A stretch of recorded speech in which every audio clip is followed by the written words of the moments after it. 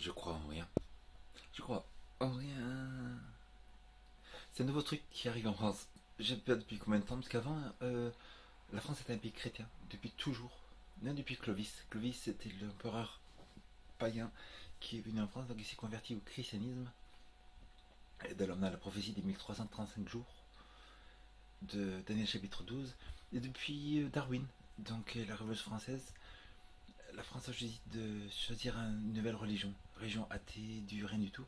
Donc je crois en rien. Donc la plupart d'entre vous, vous allez dire je crois en rien. Donc c'est quoi rien? Rien, c'est quand même quelque chose.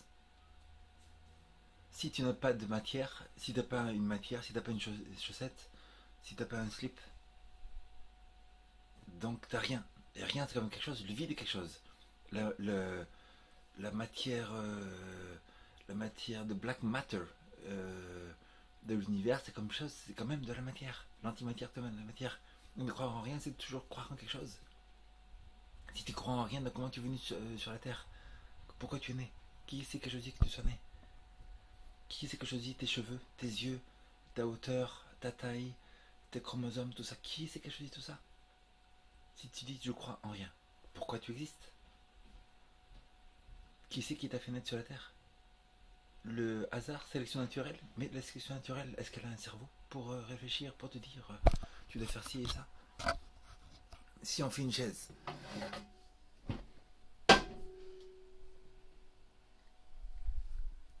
voilà. Donc il faut planifier la hauteur, les clous, la couleur, la matière, la longueur. Il faut de l'intelligence pour faire ça. Il faut un cerveau. Il faut la matière première pour faire une chaise. Il faut choisir la couleur. Il faut avoir les clous pour faire ça. Il faut l'énergie pour faire une chaise. Il faut la planification. Il faut planifier la chaise. Il faut aussi l'énergie pour trouver le matériel. Si tout l'univers vient du hasard, tout l'univers vient du hasard, donc euh, du hasard, donc sélection naturelle. Déjà, qui c'est qui aurait sélectionné la sélection naturelle? N'est-ce pas? S'il n'y a pas de réponse, donc ce n'est pas de la science. La science, c'est ce qui peut être falsifiable. Et la religion, c'est une pensée qu'on ne peut pas expliquer, qu'on nous on croit comme ça, ou qu'on imagine, ou qu'on suppose, ou des suppositions, n'est-ce pas? Et donc si on dit oui, mais la sélection naturelle a fait ça, donc prouve-moi, tu ne peux pas prouver, donc tu es dans une religion. La science, c'est ce qui peut être testé, prouvé, démontré, et la religion, c'est ces trucs qu'on ne peut pas prouver du tout. Et beaucoup de choses dans l'évolution, c'est que ce n'est que des suppositions, ce n'est que des trucs qu'on ne peut pas falsifier, donc c'est des pensées religieuses. Si tout l'univers vient de la sélection naturelle, donc déjà qui c'est qui a sélectionné la sélection naturelle? Tu peux pas répondre, donc c'est pas falsifiable, ce n'est pas la science, tu es dans la religion. Est-ce que la sélection naturelle, elle a un cerveau? Non, donc on vient de prouver que pour créer quoi que ce soit, même une chaise, il faut un cerveau. Il faut déjà penser. Il faut de l'intelligence pour mettre les choses en place. Est-ce que la sélection naturelle, elle a de l'intelligence? Non.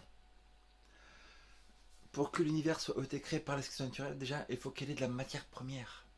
On a vu que pour faire une chaise, il faut les clous, il faut le bois, il faut la hauteur, il faut tout ça.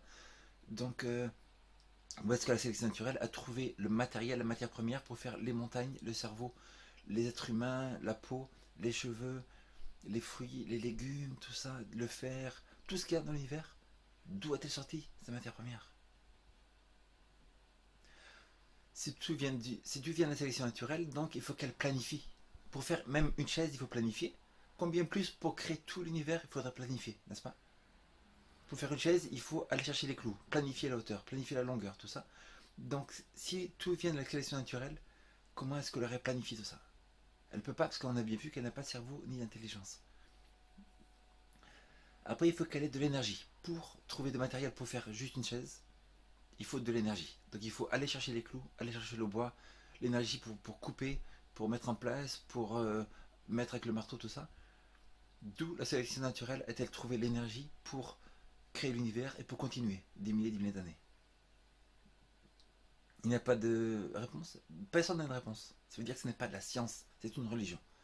La sélection, l'évolution est une religion, la science est la vérité. Tous les pères de la science, Pascal, Pasteur, Isaac Newton, Gregor Mendel étaient des créationnistes. Donc toutes les bases des sciences étaient créées par eux. Maintenant, la science a été infiltrée par une religion qui est l'évolution et qui n'est pas falsifiable. On a bien vu que pour que quelque chose soit de la science, il faut que ce soit falsifiable. Il faut qu'on puisse dire oui c'est vrai, oui c'est pas vrai. Si on dit par exemple les dinosaures ils ont peut-être été détruits par leur propre flatulence, de comme ça, donc ça c'est pas une religion, c'est pas de la science parce que ce n'est pas falsifiable, c'est juste une croyance personnelle de ton cerveau, tout ça. Donc quand tu dis tu crois en rien, c'est pas vrai, tu crois en quelque chose.